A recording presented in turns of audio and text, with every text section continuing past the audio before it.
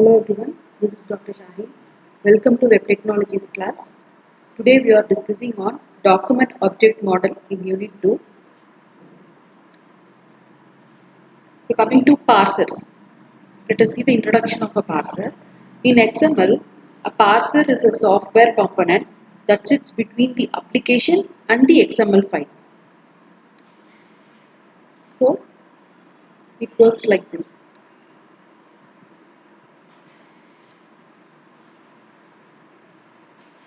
So it reads a text formatted XML file or a stream and converts it to a document to be manipulated by the application. So it checks for the well-formedness and validity of the document. So well-formed documents respect the syntactic rules, and valid documents not only respect the syntactic rules but also conform to a structure as described in the document type definition. So we can validate and non-validate the parsers. Both of these validating and non-validating parsers enforce syntactic rules. Only validating parsers know how to validate documents against their document type definitions. So according to W3C standards, we have two parsing methods. One is document object model, that is tree-based parsers. So these map an XML document into an internal tree structure and then allow an application to navigate that tree. So these are ideal for browsers, editors, XSL processes. So they are also referred as random access protocol. The other one is SACS. So this is event-based parsing. Here an event-based API reports parsing events such as start and end of elements directly to the application through callbacks. So the application implements handlers to deal with the different events. So when we compare these two,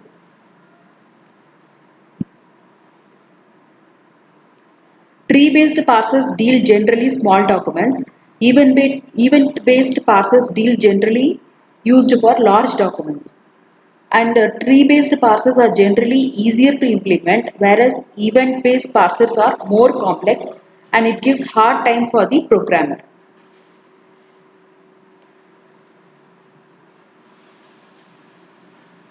It's coming to document object model.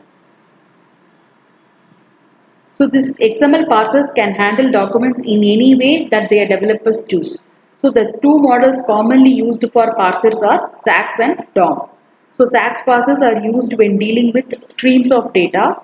So this type of parsers are used with Java. So SACS-based parsers run quickly and DOM is application program interface for XML documents.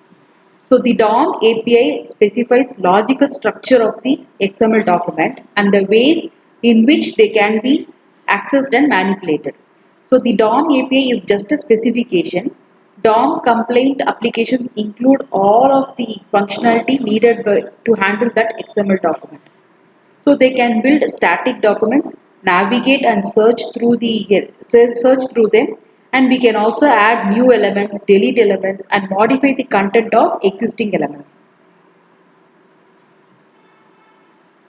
So the views of XML document as trees. So the DOM exposes the whole of the document to the applications. It is also scriptable to applications and it can manipulate the individual nodes. So let us see the example of an XML. So XML documents are presented using extensible style sheet which expresses style sheets. So XSL style sheet are not the same as HTML cascading style sheets. They create a style for a specific XML element. With XSL, a template is created.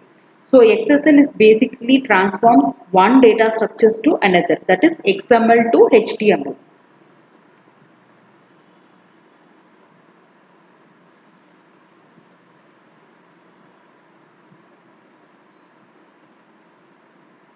So the Java binding for DOM provided a tree-based representation of the XML document, allowing random access and modification of the underlying XML data. So the event-based SACs are event-based callback methodology that was replaced by object-oriented in-memory representation of the XML document. So though it differs from implementation from one another, if the entire document or a part would be kept in memory of a particular instant, the Java developers are kept out of all the hassle and they get entire tree readily available whenever they wish.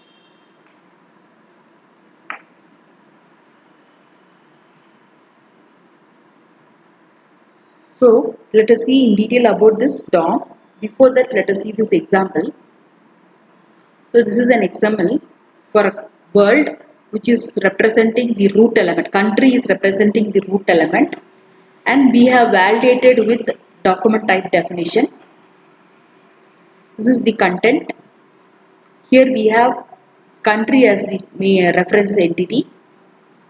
See, we have two country entities, but we are using a element ampersand A is there and ampersand EU here for differentiation. And two elements or attributes are name and population. Though they are common, we have distinction and parsed value for that. So whatever we have given in that XML will be constructed as a tree model like this. So this is our root element, and we have one more container tag there, and these are the attributes, content, etc. So element, attribute list and their entities. So we can see that which are parsed and which are not parsed.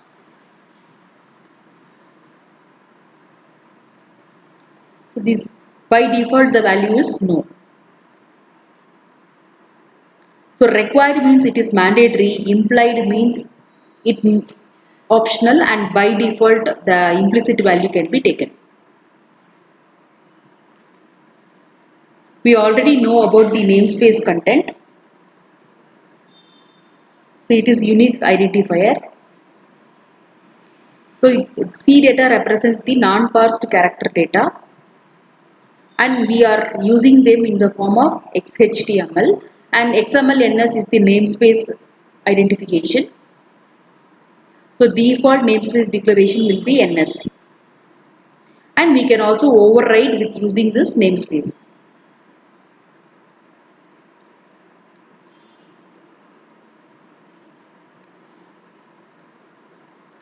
So let us discuss on DOM. So the document object model protocol converts an XML document into a collection of objects in our program. So XML documents have a hierarchy of informational units which we call as nodes, and this hierarchy allows a developer to navigate through the tree looking for specific information. So because it is based on hierarchy of information, the DOM is said to be tree based, and DOM is a way of describing those nodes and the relationships between them.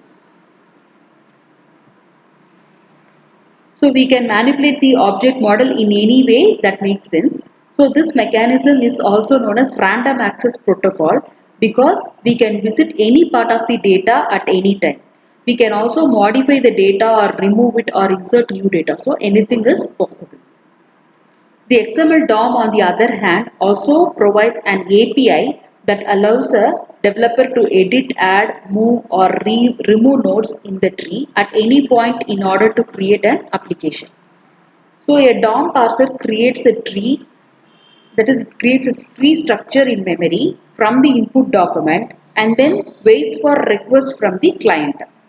So DOM parser always serves the client application with the entire document, no matter how much it is actually needed by the client. So with the DOM parser, the method calls in the client application that have to be explicitly called and forms a kind of chained method calls. So it is for defining the standard for accessing and manipulating XML documents.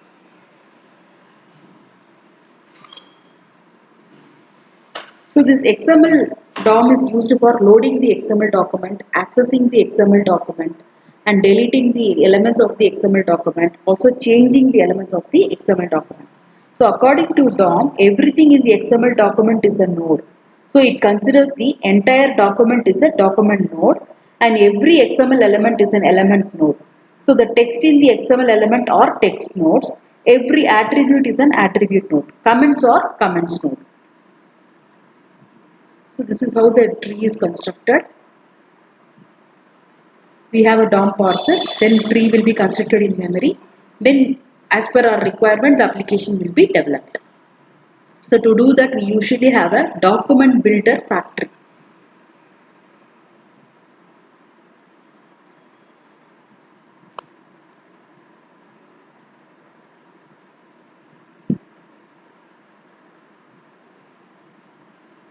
So W3C DOM specification is divided into three major parts actually: DOM core, XML DOM and HTML DOM. So this portion defines the DOM core defines the basic set of interfaces and objects that are used for any structured documents, whereas XML DOM that this part specifies the standard set of objects and interfaces for XML document only. And HTML DOM defines the interfaces and objects for HTML documents only. So XML DOM is a standard object model for XML, and XML documents have hierarchy of informational units which is called as node, and DOM is a standard programming interface of describing those nodes and the relationship between them. So coming to this DOM level, with level 1 core, W3C recommendations is since from October 1998, and it has the feature for primitive navigation and manipulation of XML trees. The other level 1 features are all HTML features. Coming to level 2 core, it is from W3C recommendation since November 2000, and it adds namespace support and minor new features. And other level 2 features are events, views, style, traversal and range. And finally coming to level 3 core, W3C working draft April since April 2002, and it supports schemas XPath, XSL and XSLT. So we can access and parse the XML document in two ways as we saw earlier. Now considering this parsing using DOM, which is tree based, here we have DOM methods and properties that is called as tree based approach.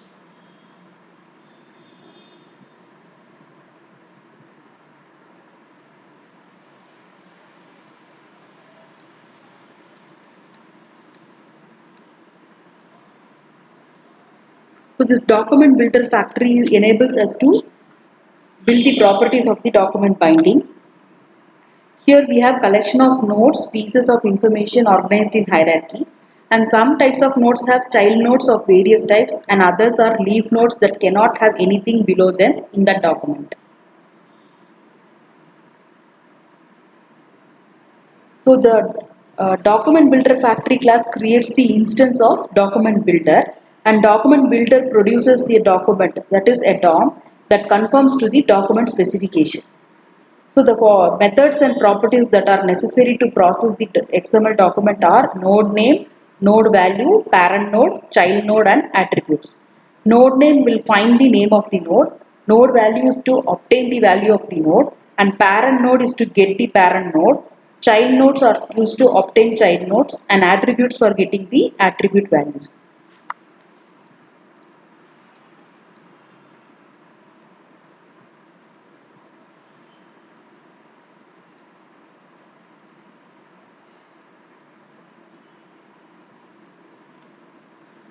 Moreover, we have get element by tag name, which is a method to access the elements by specifying its name, and append child, which is used to insert a child node, and remove child is used to remove the existing child node. So there are 12 types of nodes in a document object model, and they are document node, element node, text node, attribute node, processing instruction node, C data section node, entity reference node, entity node, comment node, document type node, document fragment node, and notation node.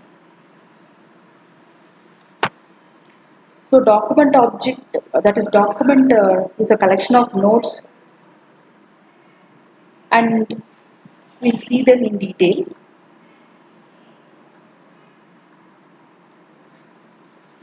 So the document is only one document type, that is of type node that exists for each XML document, and it is essentially a container of all components of an XML document such as XML declaration, elements, attributes, comments, entities, and so on. Next, coming to element, this interface represents an element in XML document. These elements may have attributes. It has several useful methods to get an attribute node or value of attribute by its name. Next, attribute. This is an attribute type node that represents the attribute of an element node, which can be a text or entity reference. Next, text. It represents textual content of elements type node. The text content of an element node is used to represent a separate text type node.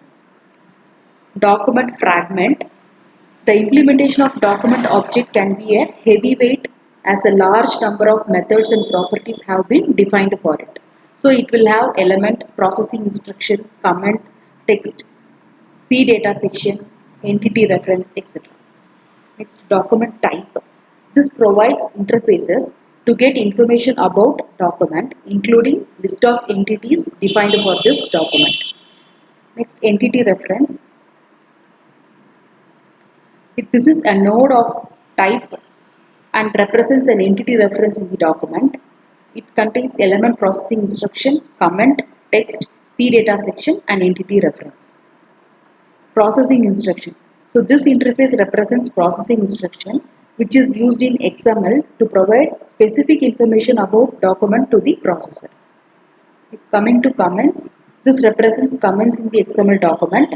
All the characters between the starting and ending delimiters are not processed, and those are referred as comments, and they will be enclosed within the angled bracket, exclamatory, etc. C data section. This type of node represents C data section in XML document, and that no lexical cheat is done on content of C data section. Next is entity. So this represents known either unparsed or parsed entity. Element processing instruction, comment, text, C data section, entity reference comes under this.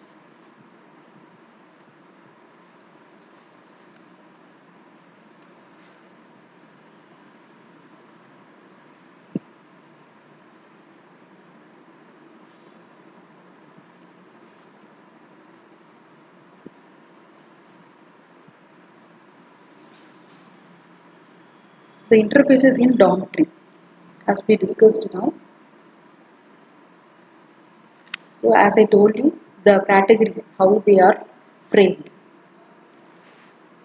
So if we discuss about the advantages and disadvantages of these interfaces DOM, XML DOM is language and platform independent, and it is traversable information in XML DOM, and is organized in hierarchy in which it allows the developer to navigate around the hierarchy looking for specific information. An XML DOM is modifiable, that is, it is dynamic in nature, providing the developer a scope to add, edit, remove any nodes at any point on the tree. So it is robust API for DOM tree and relatively simple to modify the data structure and extract data. And it is good when random access is required to widely separated parts of the document, and it supports both read and write operations. The disadvantages are like it consumes more memory. So due to larger usage of memory, its operational speed is slow when compared to SACS. And it stores the entire document in memory itself, so memory is inefficient. As DOM was written for any language, method naming conventions don't follow standard Java programming conventions.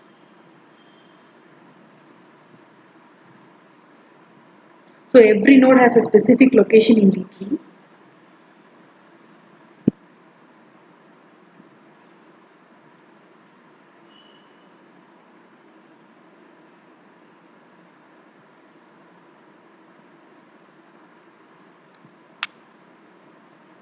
So coming to the node attributes.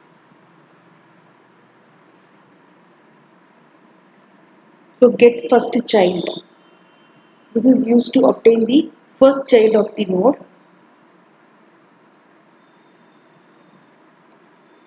Then get last child is used to get the last child of the tree.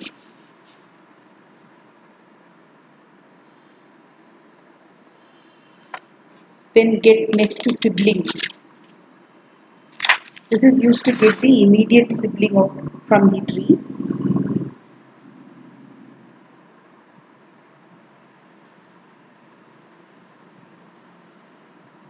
The previous sibling is for the route in which it was travelled, and parent node will give you the parent root node of the tree.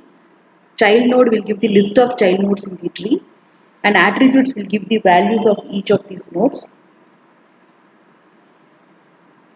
So this is the parent node, previous siblings, next sibling, child nodes, first child, and this is last child. So every node has these properties, that is type, name, value, and attribute. The role of these properties differ from each node. Like append child is used to append a child node, clone node will duplicate the node, get attributes will return the node's attribute, get child node will return the node's child nodes, get node name will give you the node's name, node type will give you the node's type along with element attribute and text, etc. So node value will yield us the node's value. Get parent node will return the node's parent, and has child nodes method. This will return true if the node has a child node, and remove child is used to remove the child node from the node. Replace child used to replace the child node with another node. Set node value is used to set the node's value. Insert before is used to append a child node in front of a child node.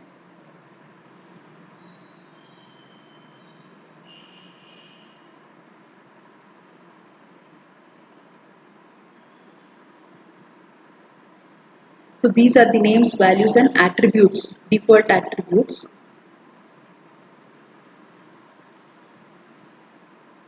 Get node type.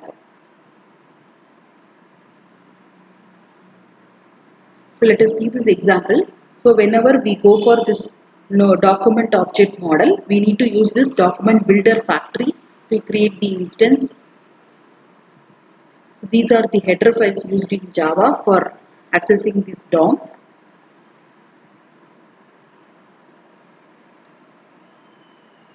Set ignoring element content white space true means it will ignore the white spaces. So world.xml, the previous example which we saw in the beginning of this class, that is the information or the input given passed here. TOC is the object of this class.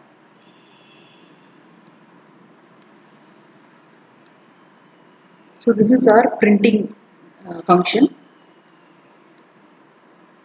So you get node type, if it is equal to the element which we map, then we need to increment the height of the tree. Depth means height of the tree. Levels, how many levels the tree has. So node child equal to n dot get first child of, which means if there are child nodes, then the depth has to be incremented. If the child nodes are not available, if it is the leaf node, then no need of, that is the end of the tree. So depth has to be decremented in that case. So as we know, these are the node types that we have in every DOM tree. When you print using for loop, we just print off the values. Name and value are required for any node. This is another example.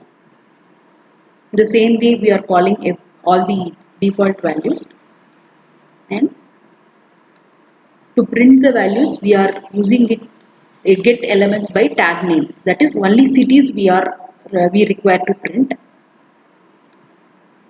So get elements by tag name will print with the descending order. Then we are also referring the name attribute.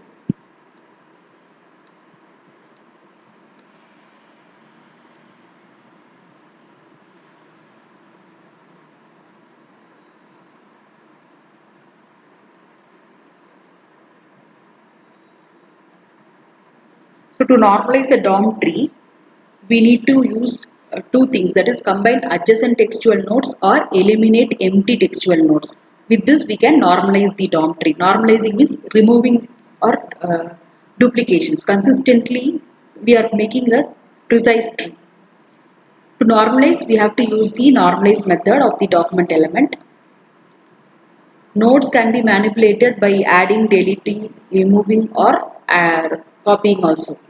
To construct new node, we need to use the method document. Along with create element, create attribute, create text node, and create C data section. And in order to process a node, we have to use the append child, insert child, or as we discussed, there are few more methods which can be used. So this is the way in which the trees are processed. We can also replace like this. Cloning is duplication.